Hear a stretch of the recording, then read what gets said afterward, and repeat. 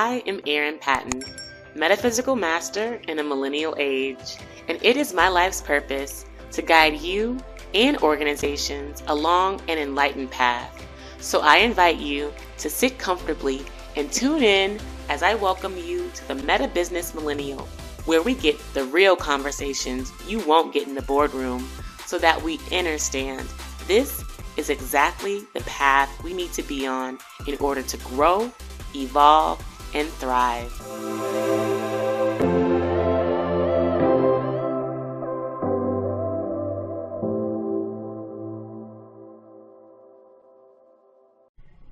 Greetings, welcome to the Meta Business Millennial Podcast. I am Erin Patton, metaphysical master in the millennial age, and I'm so honored to be with all of you today, and especially honored to have a special guest for the show. And before I jump into introducing her, I want to invite you all to follow me across social media at I am Erin Patton. And of course, if you feel so called, this is going to be a juicy, good episode. I'm already knowing. So please share this with a friend and certainly leave us comments. Let us know how you're feeling, because we definitely want to hear from you.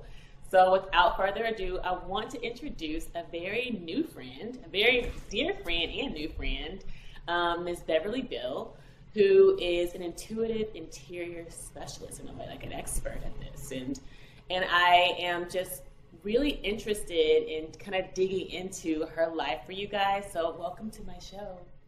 Thank you. I'm so happy to be here. Yeah, the company name is called The Intuitive Interior, and a lot of people get a little confused because they think, oh, you're an interior designer. Literally, I just did that. But, and so in some ways, I do have impacts in that area, influence in that area, because what you put in your space and the shapes and colors that you put in your space, as well as the furniture arrangement. Yeah, those are all aspects of interior design. But there are people who actually study that, and that is their genius. And I will happily work with them to advise some of the ways, because I use Feng Shui as the container for all of this. So Feng Shui it breaks down to wind and water, translates, that's the word I was looking for. And wind is the unseen elements of how energy is moving, and water is the visual. It's what you see and can touch and feel. And so it's really how you walk into a space. How does it look? And then how does it feel? So that's really what I'm doing. The intuitive interior, the interior part, it goes to both of the interior of the space that I'm working with, but also the interior of the body, mind, spirit, because we carry so much wisdom within that. And we know, we can always tell when we come into a space, whether it's one that feels nourishing or one where we feel a little bit like, ooh, I can't touch anything here. And you just you automatically go, okay, so when our kids were growing up, we'd tell them, oh, you need to have museum hands. Keep your hands behind your back. Don't touch anything. Don't breathe in anything too hard. Nobody wants to try to live in a space with, virtual museum hands. Yes. And thank you so much for that beautiful explanation, especially the wind, the water aspect, because of course you mentioned, the wind being the unseen and the water being like the flow. Right. And that's just like the first thing that came to my mind when you mentioned water, because, I don't know much about Feng Shui, but in terms of my minimal knowledge, it really is about optimizing the flow of the home, whether it's the flow of wealth, the flow of happiness, the flow of abundance. And so I really, am interested, like, how did this journey even happen for you? Like, of course I know a little bit about you, but especially for our followers and our listeners, I truly want to understand, like, how does one even become intuitive at interiors, not just of the body, mind, spirit, but of the physical space? Well, I kind of mentioned earlier that it's really about, how does your entire body act? Because our bodies are always informing us.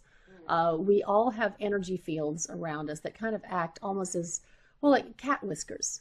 They use those whiskers to intuit what is around them. We just can't see our energy whiskers. But when we come into contact with other people or spaces, those bits and pieces of information gets filtered into us. As a society, we kind of were taught that, oh, you can't trust those little intuitive hits. I know better. I'm the grown up. You do as I say.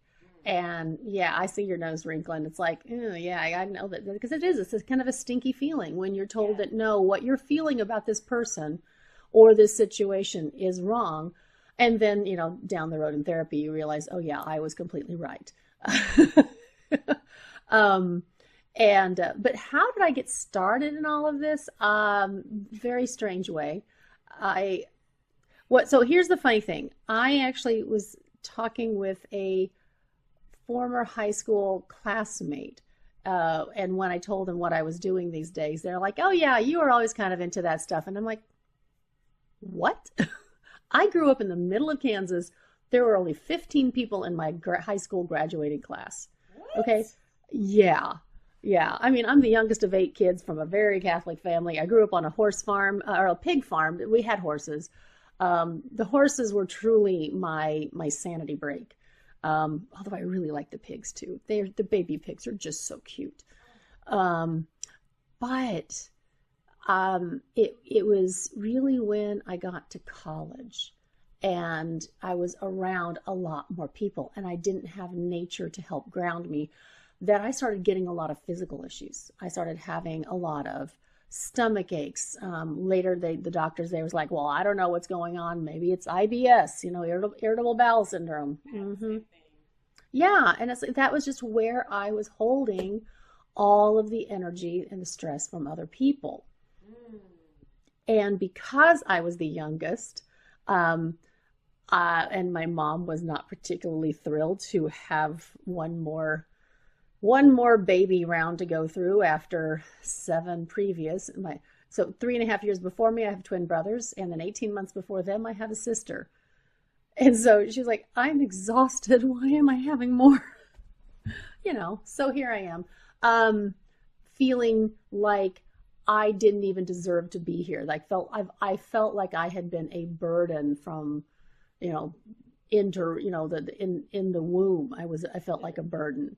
And so that just really, really wired me hard to be a people pleaser. So anything I could do or anticipate to make life happier for other people around me, I did. So I learned from a very young age how to pretzel, how to twist myself into whatever form other people needed me to be in.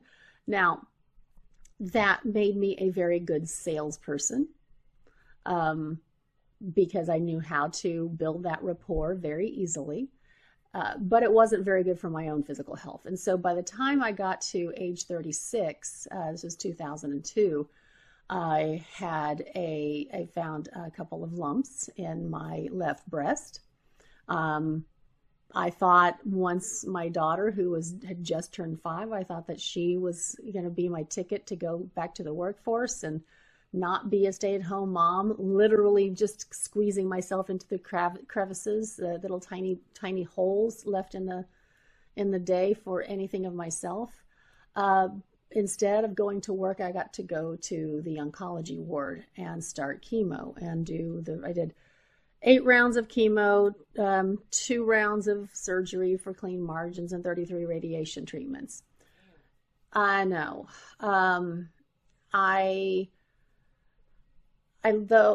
So while that wasn't my favorite thing, it was very interesting because it did force me to prioritize myself. Yeah. I mean, sometimes the universe does I just hate to say it like this, but sometimes the universe does some pretty shady shit. Yeah. And it's like, really, this is the gift? what? Okay, I'm not sure what to do with this, but all right, we're going to use this as some fertilizer for something. There was always a story I heard that, if there's a big pile of poop around, then there's got to be a pony somewhere too. So you got to look for the cool thing that left that. So during that time frame, that's when I had an experience of hearing from my guides. I was brushing my teeth and I thought, I don't even want to bother flossing. I'm not going to need these. I'm going to be dead soon anyway, so why bother flossing? And I just heard this voice, like right here, going, you are going to need those for a long time, at least 40, 50 years more. Floss your teeth. And it's like, okay. So yeah, so that I've been religious now about that. And then there was another moment where, like halfway, almost 3/4 of the way through chemo, I was just so wiped out. And I was really missing being a good mom really being a present mom to my kids. Because let me tell you, chemo brain is for real. I didn't, even when I was with them, I didn't feel like I was with them. And so I'm laying in bed in the middle of the afternoon and wondering about the kids and thinking about them. And next thing I know, I feel my consciousness float above my body, turn over, look at me, go, oof, yeah, you're looking pretty rough. But then next thing I know, I'm thinking more about my son, go in and I'm looking at the worksheet that he's working on in school. Okay, that was new. What's my daughter doing?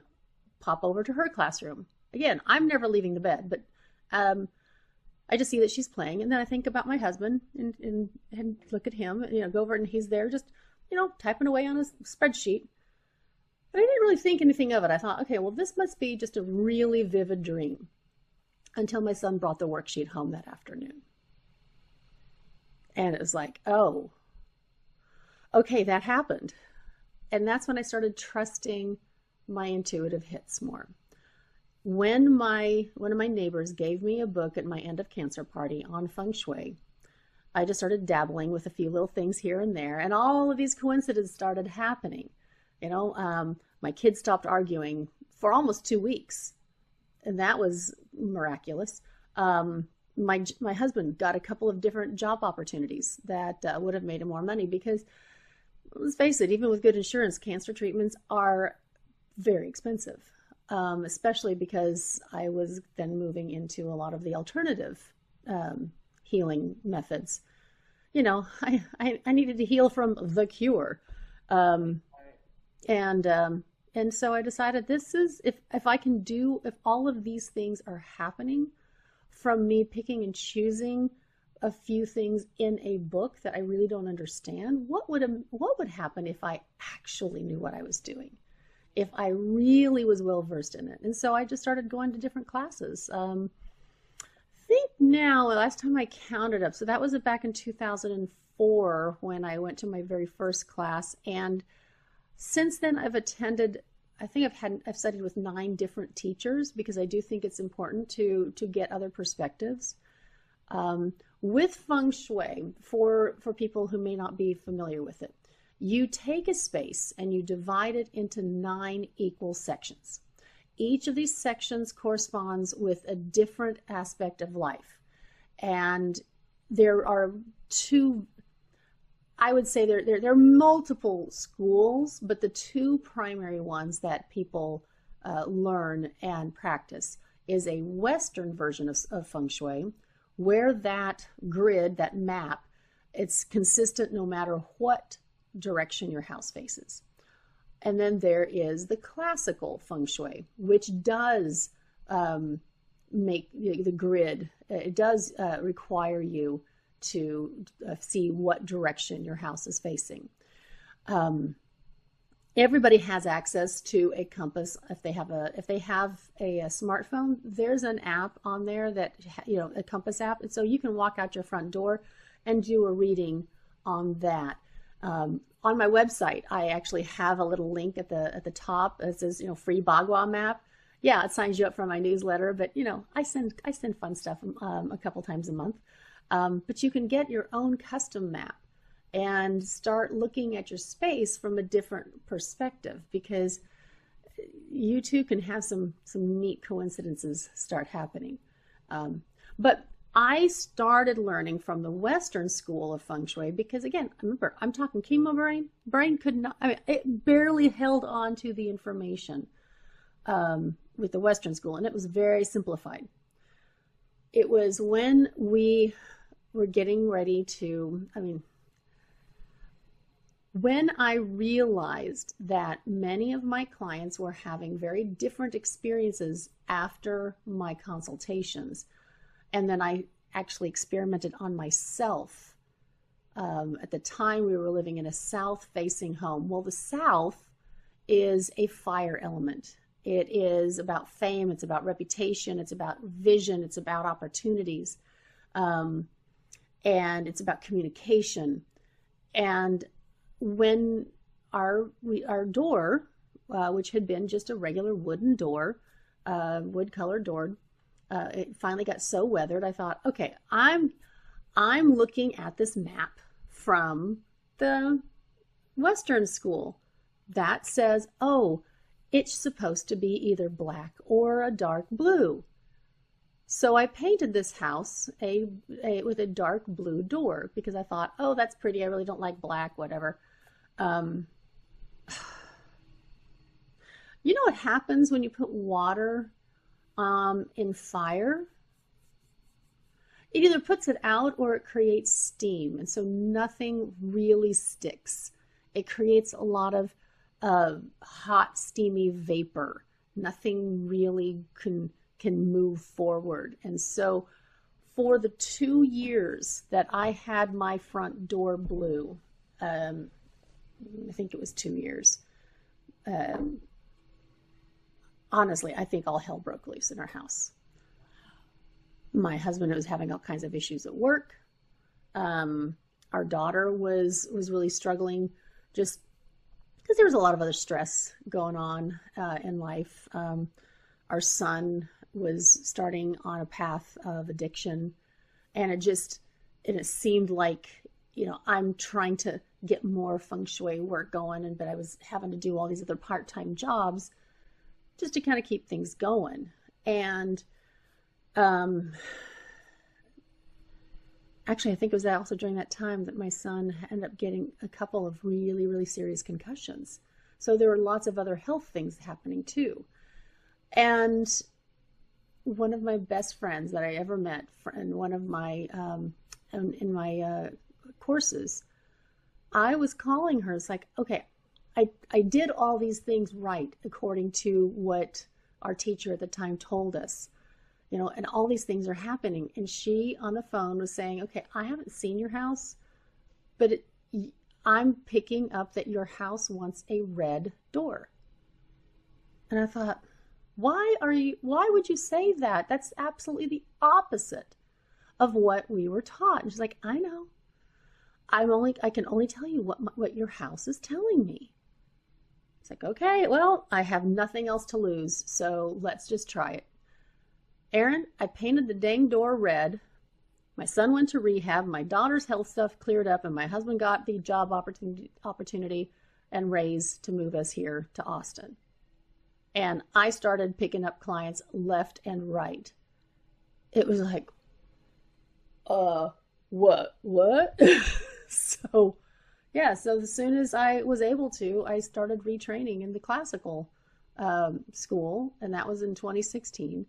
Now, a lot of the concepts did switch over, but that moved me into learning all things Chinese metaphysics, including Chinese astrology, a lot more like date selection. So now I can help people pick the right dates and times if they're trying to ask for a promotion or interviewing for a new job or even, getting married, those kind of things.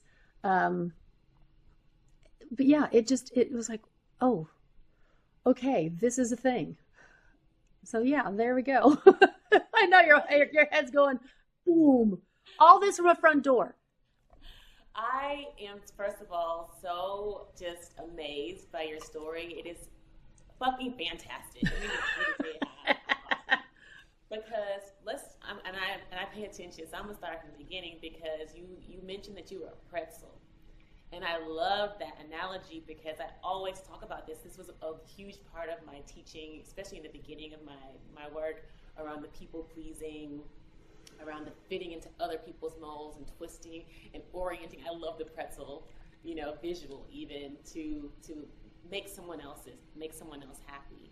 And I would say that is likely for most of the people listening to this podcast, women entrepreneurs, women who are high achievers did that very well. I mean, that's how they, in many ways, got to where they were because they felt like they were just making other people happy. So that was how they were rewarded externally. So they just kept doing more and more of it.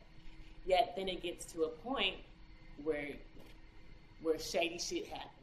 And I love that you bring up the universe being shady because when you said that, I never even thought about it being shady, like backstabby. I saw it shady like a canopy, like a resting place.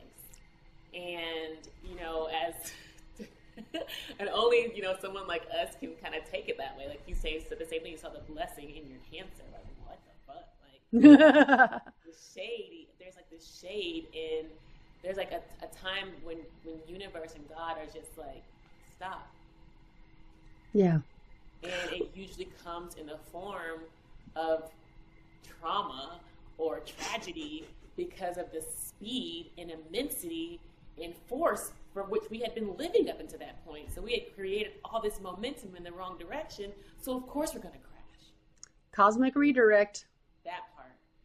So the crash is the cosmic redirect. It is the loving gift from the universe that please, like, go this way. But you gotta take care of yourself in the process. And and I've shared that I'm going through a season right now where the custody's been flipped and I don't have my son. It's been over a month. I talked to him twice. I haven't seen him at all. And it's really like a what the fuck kind of situation in my life. Another cosmic redirect, if you will. And I feel like I have them like all the fucking time. And that's sometimes the case. I want to say for people listening, if you're in an advanced soul and you're on an accelerated path, you're likely going to have a lot of these challenges, as I'm sure Beverly's naming one, but she also talked about her daughter and her son and her husband. Like, there's so many challenges that we are in many ways navigating, because I don't even want to say tackling, because the tackle is not the right energy. It's about, to your point earlier, about the water, about the flowing through the challenges. They're the rocks in the stream.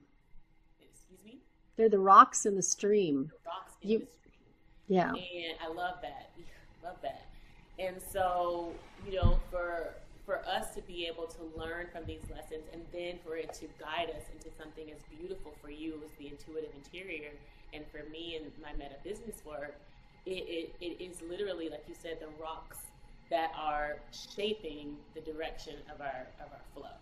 And so to me, like, my mind, even as the metaphysical master that I am, it's just like a red door, sis, a blue door, did all that. But then it's like, this is your path, and this is what you do. So if you weren't able to see that for yourself, then how will you be able to intuit that for others?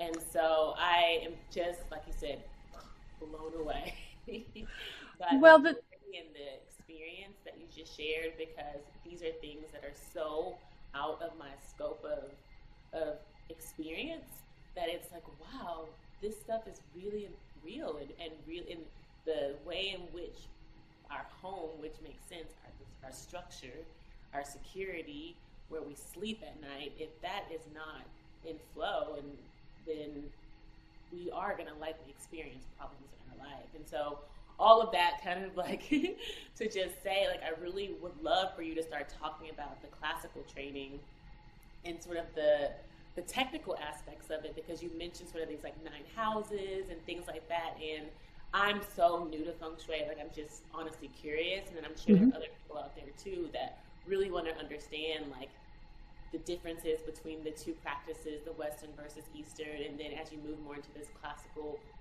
how that unfolded for you. Sure. So the first thing I want to address is everything around us has meaning. Whether you want to believe the story or not, there's always a story of surrounding us with everything. And this actually is very consistent with many of the other practices that look at how energy is moving in your home. Vastu Shastra comes from India, so there's a lot of the Indian culture that's wrapped up in that. With Feng Shui, obviously, it's coming from China, so there's a lot of the Chinese history that is part of that. Wabi Sabi is from Japan, and so that has some other elements in there. There's I can't remember, but there's even something I remember hearing about, like in the Nordic countries.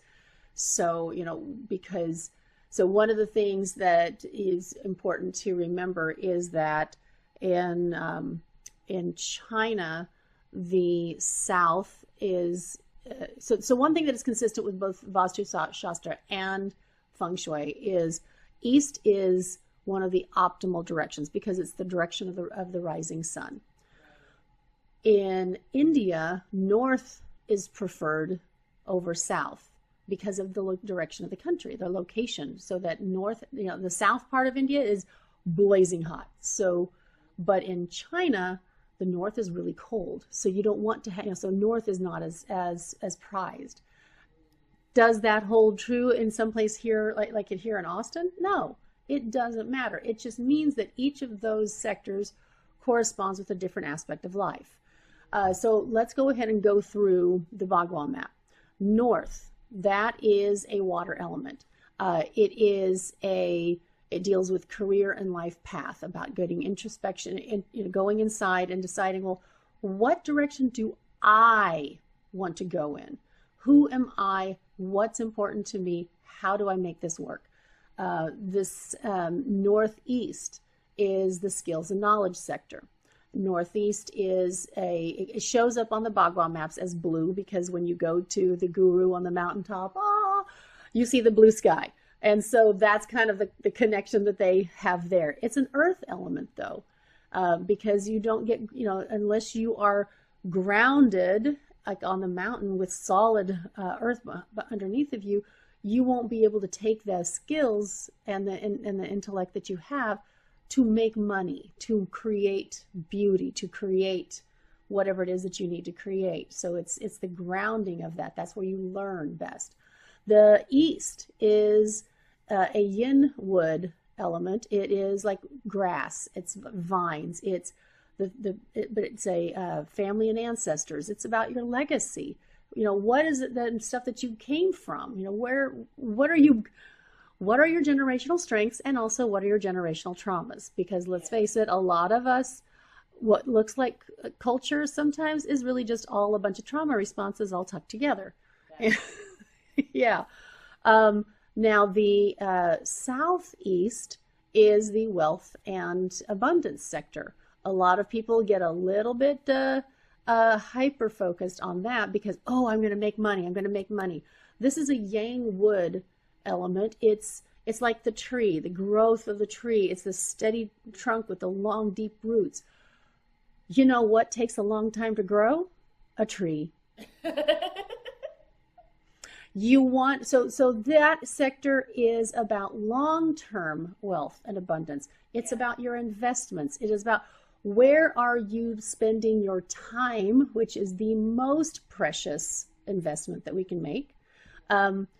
It's not about, I'm going to do all this stuff over here and I'm going to become a millionaire overnight. No, actually that comes more from the Northeast because you got to have the skills, you got to have, the know-how to be able to make the money immediately, and then you can invest it in, the Southeast. So that's how that works. We already talked a little bit about the South being the fame and reputation. It's about what are people saying about you when you're not around? What do you want your reputation to be? What kind of marketing are you doing? What kind of speaking are you doing? Right here, this is a perfect example of me manifesting a desire to speak more with wonderful people like you. So yeah. Holding space for that. Let's go. Yeah. And then there is the southwest. The southwest sector is a yin earth sector. It's about nurturing. It's about growing. It's about partnerships and love and relationships. So take a look, because you've got this going on. Well, we'll talk a little bit here, but the partnership thing, that's something that if you're trying to bring a new love into your life, or if you're trying to bring in a new business partner, I would look at that sector and put in pairs of items to see how can we bring more in. The West is the children and creativity sector. It's also great for creative problem solving. So what you're dealing with right now, I would look at your West sector and see, well, what's going on in here? Is it clean? Is there anything broken in there? Do you have a balance of the 5 elements in there? So that West is a yin metal sector, and it is about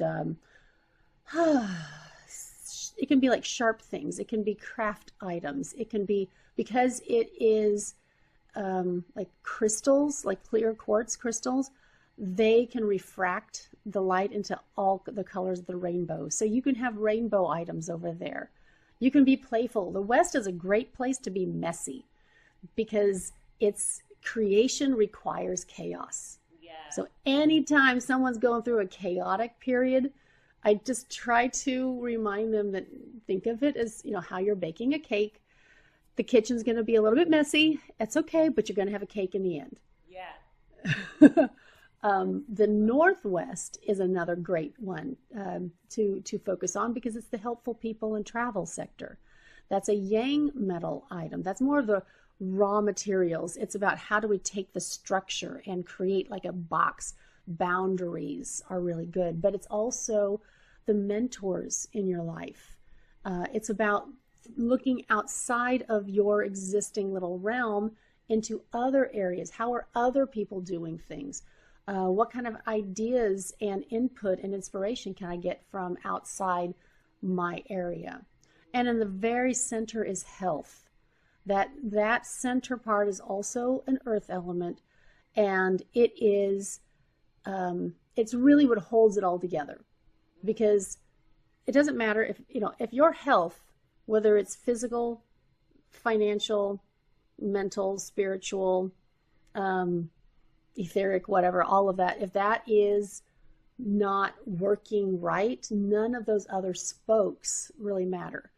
Let's face it, if you had good health, but like in your case, your child is no longer with you full time, that spoke is a little damaged.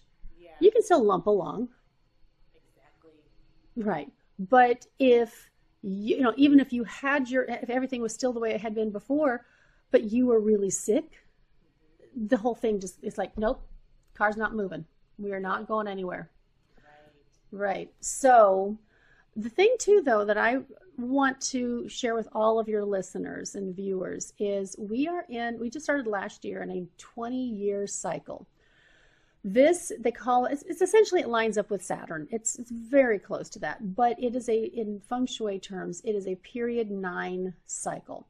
Now, the number 9 corresponds with the South sector. And so this is it's all about knowledge. It's about wisdom. It's about how fast are things moving. That things right now for the next 20 years are going to be moving very fast. Yeah. The pace of change is going to continue to be dizzying, but it's also bringing in feminine power, reminding women of our essence, reminding us that, hey, we do run the world. Without us, so much would not happen. And it's time for us to step up and lead as women, not as men with boobs. That's the thing. So glad you did this. Yeah. So, guys, I hope that you are taking notes and you saved this episode, because we just got a whole lot of knowledge for, a fraction of, I'm sure, what your cost of going to school and learning all of this. So this is just like such an amazing gem, and it aligns perfectly with what you're sharing in terms of just like the downloads that are going to be required to even be successful on this living on this planet in the next 20 years is that the knowledge that we're going to need is immense to be able to navigate the transition, if you will, the transference, if you will, of power from hedonistic, power over leaders to those that are more conscious and love-centered and wanting to actually create peace, what we've all been calling forth for decades, if not longer. Mm-hmm. And I love, too, that you mentioned this feminine shift because, a lot of times, and I talk about this a lot, especially in my teaching, women love to blame men and love, and narcissism and all that. But at the end of the day, women have to take accountability because we birthed these men and we raised these men. And so it is also about women looking at ourselves and coming back to ourselves, and what you went through in your journey with your cancer survival and all the lessons you've learned, what I'm going through in my family issues, my generational trauma that I'm navigating currently still. These are opportunities for us as women to see very fucking clearly where our ancestors went wrong, where they went wrong, so we don't go down that path. Right. Whether it's of the people pleasing, whether it's of the lying, the shame, the humiliation, the making accommodations for, and not really owning our truth and owning our authenticity and standing up for what's right and setting healthy boundaries and loving ourselves and putting ourselves first and all of the things that we've neglected and that likely our mothers definitely neglected and our grandmothers didn't even have the opportunity to even think about. Well, and that's the thing. I think we also need to make sure that we are besides just looking at the generational trauma, we really also need to look for the generational strength. I mean, you think about the survival techniques that not just women but men too had to come up with in order even I think about the fact that many of my ancestors came over during the mid 1800s from Germany and trying to make a living on the land. How difficult that must have been. Right. You come and obviously we've talked about where your ancestors came from and yes. Just again simply trying to live, period, mm-hmm. and then move through all of that. And so I want to. I was joking about something. I noticed when I had some friends over, and one of my friends was just stirring coffee with a spoon. And I grabbed a little spoon rest for him. And he was like, wow, way to anticipate. It's like, oh, thanks. It's a trauma response. Because, again, growing up, that was something that it felt like it could be dangerous if that had not been anticipated. But I think that also is what makes people successful as entrepreneurs, because we know how to anticipate a need in the market and you move to fill it. Mm-hmm. So there are ways to even use those ancestral traumas to our advantage. Yeah. And that's very simply called transmutation.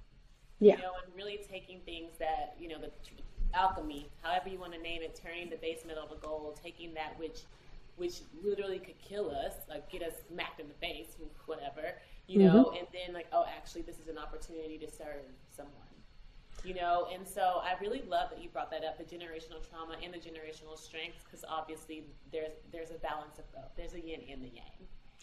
And, yes. Yeah.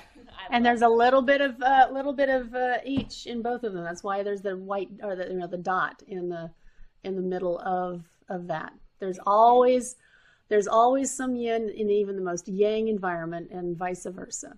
Yes. And as we learn to kind of, and I'm kind of getting to this space myself, and at least embodying more of it, the acceptance of that which is, then there is more opportunity for flow. Coming back to this water element, this flow that can happen in our lives, because for women especially, we are yin. And yet we've been existing more in this yang world and this yang energy. And so being able to comfortably and safely move into a yin flow takes time. Like you said, the tree. I love Mm-hmm. that you say that the tree, the wealth, the abundance, the health, even the health of the wealth, it takes the time. And 20 years, even though it's going to go by fast, is a lot of time for that transition to be happening for us. That's when we need to floss our teeth. Like Yes, ma'am. Yes, so ma'am. we got 20 more years of this transitioning, and it needs to happen with ease. There's no need to just be racing to have more yin flow. Well, here's the thing about what you're talking about with the flow. First of all, um, when a client is having a lot of financial issues or a lot of emotional upset, one of the things, because money and emotions both have that water energy, that's why they call it currency. It's the current, yeah. And so if there's a lot of upheaval like that in a person's life, I want them to immediately go double check their plumbing. Are there any drips? Are there any toilets that keep leaking? Is there anything, any kind of like water issues within the home? If the actual physical plumbing is okay, then it might be something that, because I've even had clients who I found underground water flows, like there's a word for it. Is there something in the pipings? Or... It's not even the piping, it's actually in the ground even farther underneath. And so they could be built on top of, so like a lot of the water aquifers, they'll have these little rivulets, or like these little offshoots that, that go through the rock. And then sometimes that energy can cause a level of instability, of feeling ungrounded in the house. Now, I grew up watching my dad do, he was a water witcher. And so he would go out into the fields and would know how, take these copper L rods, and he would see where the water veins were going. And then he could feel where the deep, where was the easiest to tap into the aquifers. And this was obviously huge for farmers in the area. Now, I don't know why he never took payment for this, because that's a pretty impressive service. My first knowledge, inkling that I was intuitive or sensitive was when he gave me the rods and was trying to help me figure out where it was. And I remember when they crossed, and I felt this electric jolt go through my body. And again, I was 5. He didn't warn me that anything like that might happen. And so I thought I just was like, no, I don't want this. And so I started flailing the rods, and my dad got very mad and he took this away from me. He's like, you don't ever play with those like that. And I'm like, I never got to use them again. I have my own now, but that type of thing I can still feel. I can tune when I am there, I can tune in to see, like, okay, well, where is this? When I was in Colorado helping a client choose where to place their home, we really had to be careful where we put it, and as well as getting the right facing direction, because they had a lot of those underground streams. They had a nice deep well, but it had a lot of these little offshoots. So we found a good spot for it. It's been working very well for them, but that can be something. Now, what do you do with that? If you already have a house and you're built on top of that, 99% of the time, it's not an issue from a structural perspective, but it's only just energetic. And that's when you use crystals to ground, to grid the exterior of your home. You can do things like that to like ground things like that. But yeah, we are water, and that's why being able to respect water. You see, your screen and my water glass have very similar designs. Yeah. I think using sacred geometry is an easy way to charge your water, to give it the energy that you need to fully moisturize your body. But being very careful about what you say around water sources, even because it's also yourself. You got to be careful not to not to speak ill of to your own internal water. Yes. Well, I mean, I could talk to you for days. Friends.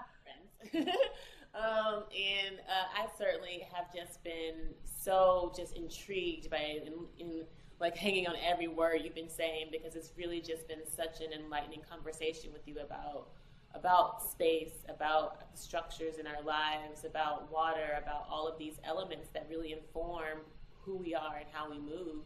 And I just want to start wrapping us up now and wanting to ask, for example, like if someone's wanting to just kind of just maybe, I don't know, do something in their space that they can just do. What would you say? What would you advise someone who just wants to clear up some energy in their space, or wants to do something that they can take and do right now? Like, what would be the one thing that someone can do right now to make their space better for them? So the first thing I would suggest is to go onto my website, theintuitiveinterior.com, and it's THE, and then the word intuitive, and then the word interior is singular, .com. And go to the top, go to where it says free Bagua map. That will give you an idea of how to get that floor plan. I have a little video that explains how to use it, how to find it on your phone, and how to start that process. That gives you just the beginning steps of looking at things from a different perspective. You get to, when you start doing Feng Shui, you begin seeing your space and your items in a whole new way. And that alone can inspire a lot of decluttering. It can inspire moving artwork around. Just because art has hung on one wall for a while doesn't mean that it can be moved. You know, that nail's already there. You can switch some pictures out and get the right energy in the right part of your home. The next thing is I have videos up on YouTube. I have my own podcast called The Curiosity Solution, and so you'll probably be on there as well. But I talk about the energy of each month, and so something that people can do is look at, well, what is the energy of the upcoming month, and how is that it's not, I'm not making predictions, but I do have, there are predictable ways that energy is coming in each month. And I use the I Ching cards to do that. On my website, I even have little videos that describe the energy of each of those spaces. So not only will you have the map with some do's and don'ts on there, I have little videos that talk about the energy of each of those spaces. Obviously, I'm available for hire, whether it is, if you're in the local Austin area, if you're in Dallas, I get up there on a fairly regular basis, and occasionally I do travel to Houston, but for the most part, for in-person, it's been primarily the Dallas and the Austin area. But I do work remotely. That we can, with the floor plan and the compass directions, we can do a lot of good to get people set up that way. So those would be the initial things. But like I said before, start, even if you don't want to do any of that, start looking around your space and ask yourself, again, this is bringing Marie Kondo in, does this spark joy? Does this, did somebody that I don't even like anymore, did they give this to me? Give yourself permission to release that. Unless you use it on a regular basis, and you still may want to get rid of it and get something different. I think we all do well when we reevaluate what's allowed in our space and in our life, whether that's things or people. But those would be the first things that I would recommend. Well, that was a fantastic answer and a fantastic way to close this podcast. For all of you who are interested in working with Beverly, I would love for you to share maybe your contact information. Again, give us your website and maybe your social media for those that are just interested in just checking out your profile. Fantastic. So the website, again, is The Intuitive Interior. You can email me at beverly@theintuitiveinterior.com. My I'm pretty consistent through my social media, Facebook, Instagram, LinkedIn. It's all under The Intuitive Interior. You can also find me on my name, Beverly Biehl. I do have some things that sometimes I get up on TikTok. I'm not consistent there, but those would be the main things. Also, I do have a class that I am teaching on Sunday, October 4th. This is not necessarily Feng Shui related, but it's called personal energy protection, also energy hygiene. It's how to disconnect from everybody else's energy around you so that you can hear your own thoughts and feel your own feelings. Yes. And then find ways to, I liken it to putting on a wetsuit so that you can go out in public, you can do the peopling, but you can still come home and you're not soaked to the bone. You know, it's still a lot. It can still be a lot, but you're not having to pull all of those arrows and all the sticky things off of you. You just take the wetsuit off. Yeah. So that's coming up on October the 4th. I love that. I love that so much, you guys. And I just want to say thank you so much for offering so much wisdom in today's episode. Like, this was truly just definitely informational for me, enlightening for me, and I'm sure for so many people out there. And for those that are interested in just tuning in more with me and what I have going on, I'm at Erin Patton across social media. If you made it this far, you're interested in more of my resources, you can check out my website, erinpatton.com. And of course, I'd love for you to stay tuned in to the Meta Business Millennial podcast, where we continue to have amazing guests like Beverly that just continue to inspire women entrepreneurs around the world to get more centered, to get more aligned, and now just be more intuitive about how they move and live and exist. So thank you all so much for tuning in. Much love and light. Peace. Peace.